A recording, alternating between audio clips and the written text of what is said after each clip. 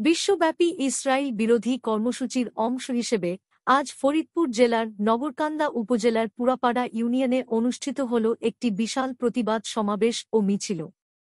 বিকেল ৩টায় Purapara union board অফিসের সামনে এই কর্মসূচির আয়োজন করা হয়।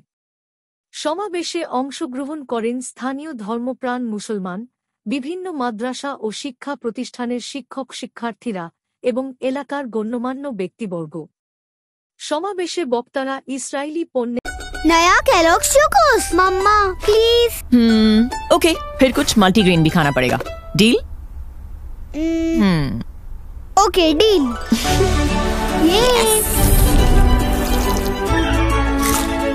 वो चॉकलेटी। अब दे दो आपका मल्टीग्रेन। यही तो है multigrain. Chocos high protein, high fibre और बिना मैदे वाला नया केलॉग्स मल्टीग्रेन चोकोस।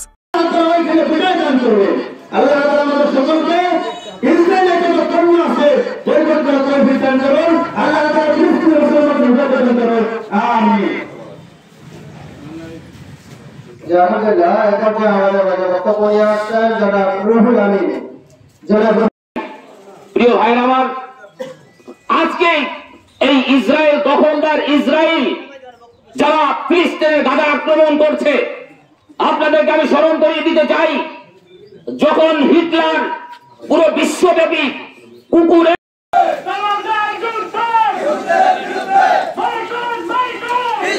বয়কটের আহ্বান জানান এবং সরকারের প্রতি আহ্বান জানান যেন কোনো ইসরায়েলি পণ্য বাংলাদেশে রপ্তানি বা আমদানি না হয়। বক্তারা বলেন, ফিলিস্তিনের নিরীহ মানুষের ওপর হামলা বন্ধ করতে হবে। তারা গাজা ও ফিলিস্তিনি ভাইবোনদের জন্য দোয়া করেন এবং মুসলিম বিশ্বের ঐক্যের আহ্বান জানান।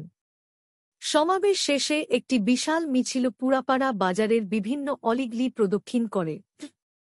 দোয়া ও ধন্যবাদ জ্ঞাপনের মাধ্যমে সমাপ্তি ঘটে এই মানবিক প্রতিবাদ কর্মসূচির।